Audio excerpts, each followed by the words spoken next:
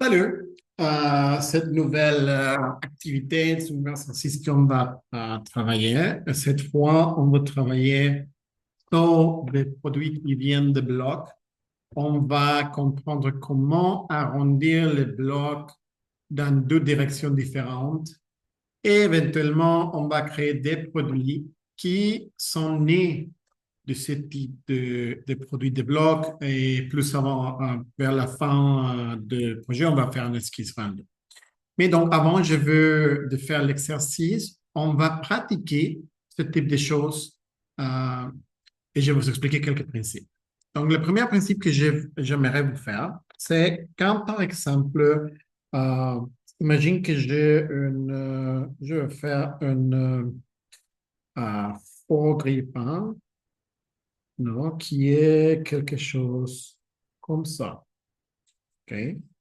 Euh, je, un peu une proportion, si je veux le voir, qui est de un 2 carré, pas un carré.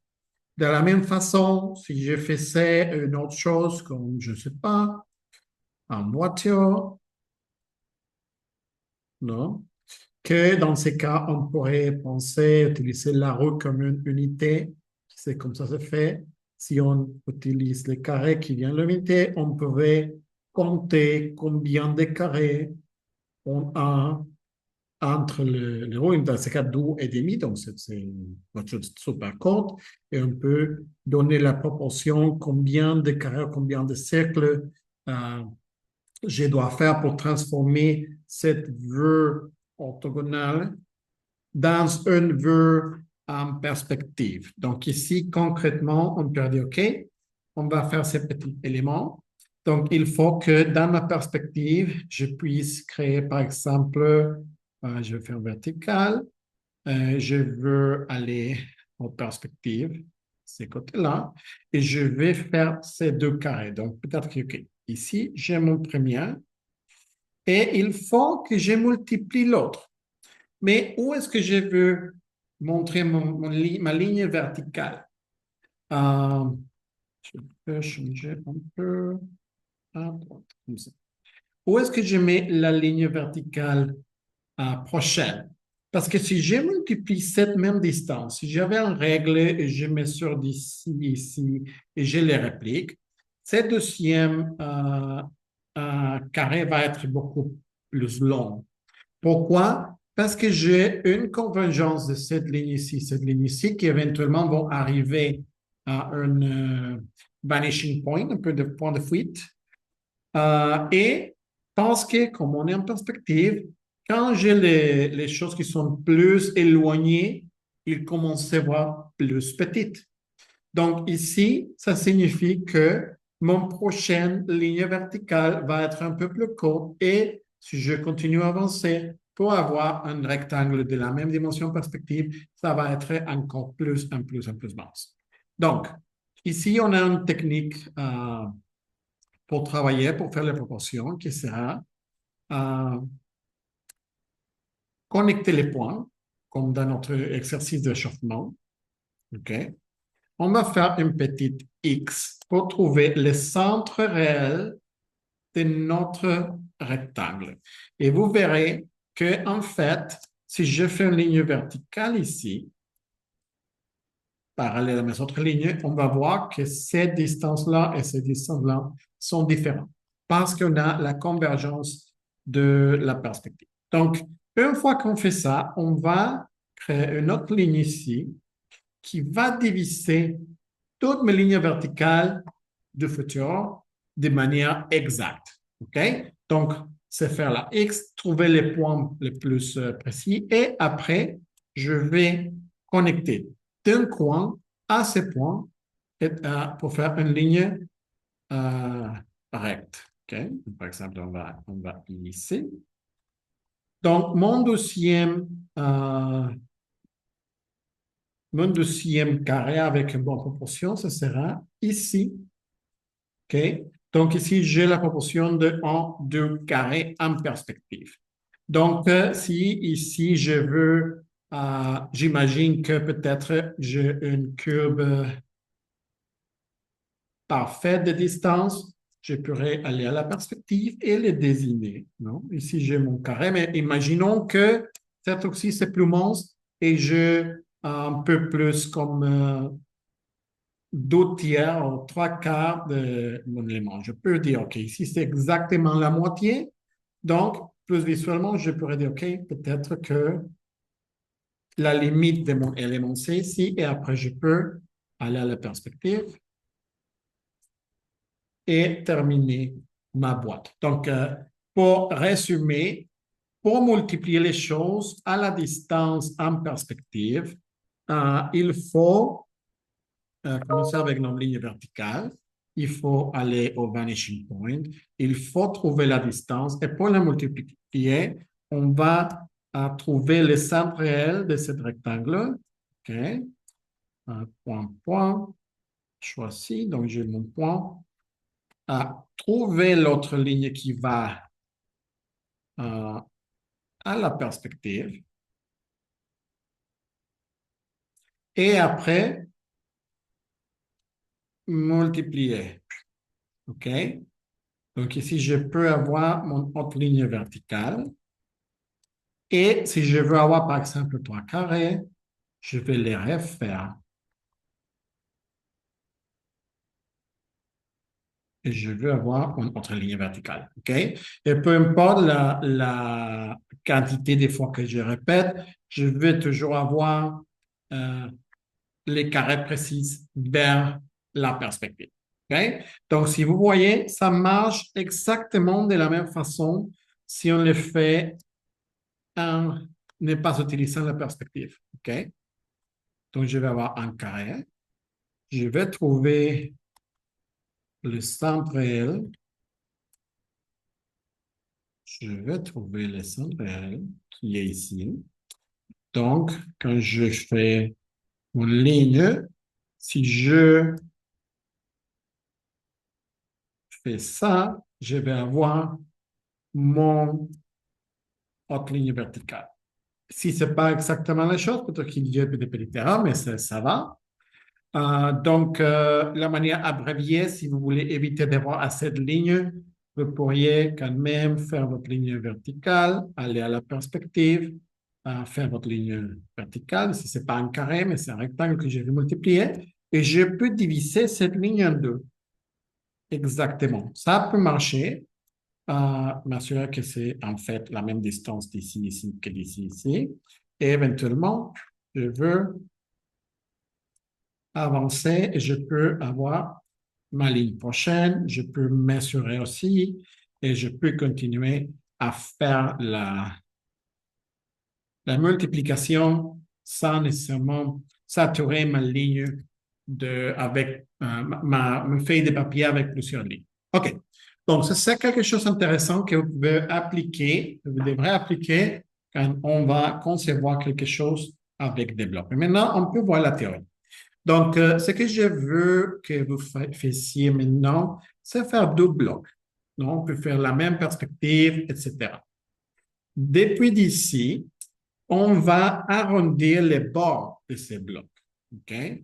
Donc, par exemple, ici, je pourrais décider d'avoir mon congé d'ici à ici. Non? Ça va me donner cette ligne. Et je veux projeter, si je veux le même congé, bien sûr, euh, les éléments aux autres côtés et vous verrez comment je peux avoir le début de congé et la fin. Donc, si je vais euh, projeter ici, dans ma perspective, et ici, je veux aussi projeter là-bas, et la partie supérieure de mon bloc arrondi. Donc, comment est-ce que je continue?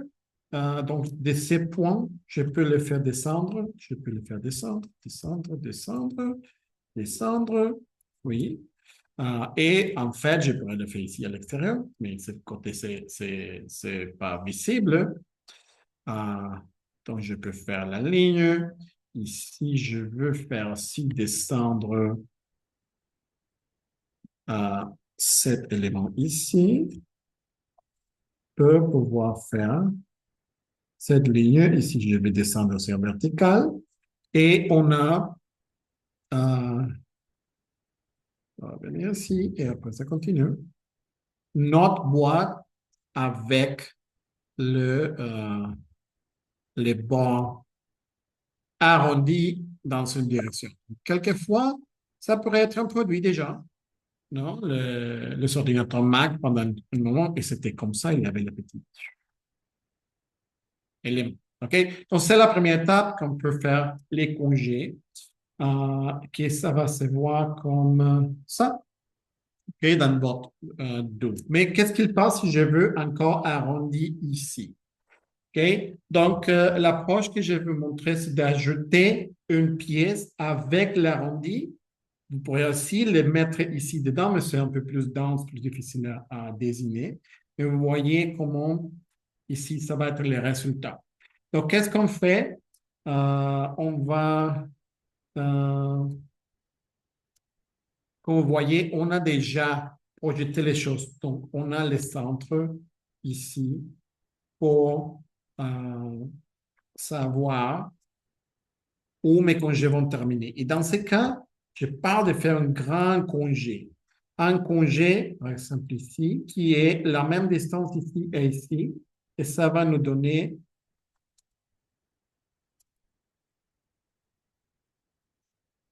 quelque chose comme ça. Ici, ça va me donner quelque chose comme ça. Oui. Je peux projeter dans ma perspective.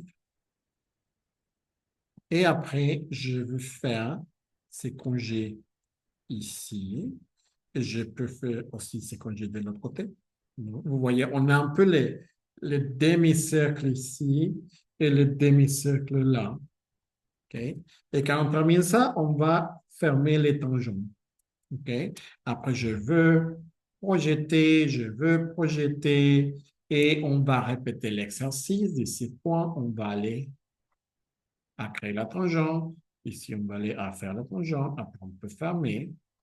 Et si vous faites un curve sur SolidWorks et vous ajoutez des congés grands comme ici, vous verrez qu'en fait, les géométries de votre euh, modéliseur 3D va être très similaire à ce qu'on voit ici. Non? On va voir les congés, on va voir les coins arrondis comme ça. Donc, si je veux, par exemple, dessiner les congés en bas, je pourrais faire la même chose, mais c'est un peu difficile parce qu'on a beaucoup de lignes. Donc, ce que je fais, c'est simplement les montrer un petit peu et quelquefois, ça va être complètement invisible.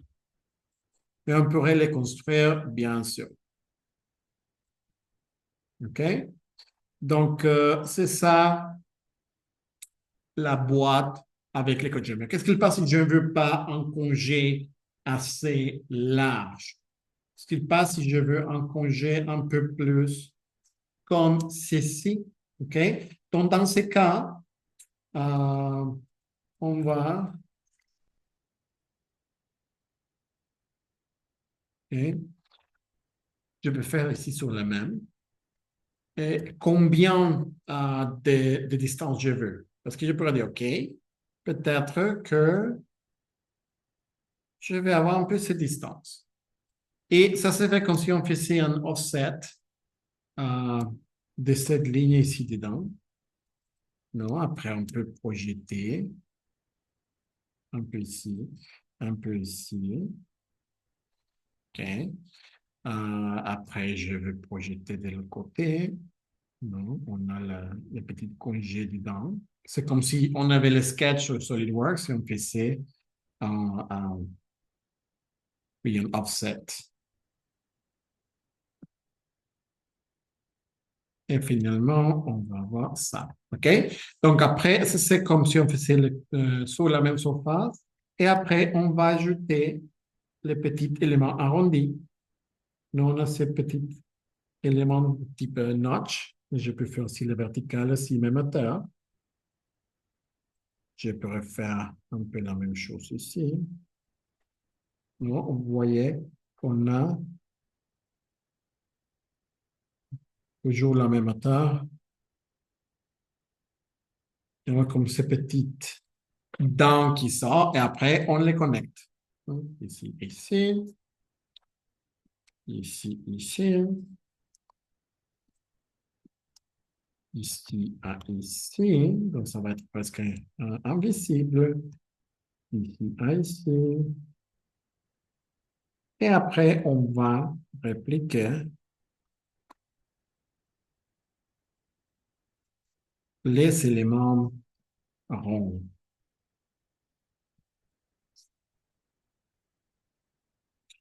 Et on va fermer avec la tangente. Si on avance, on vient ici. Et ici, finalement, on va...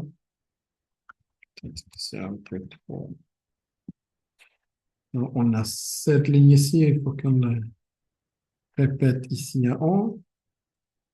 Et finalement, on a notre congé plus petit. Dans ce cas, si je l'ai dans la partie inférieure, donc ça va être encore moins visible.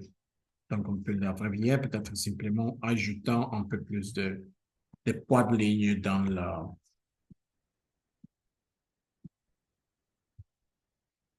l'élément. OK?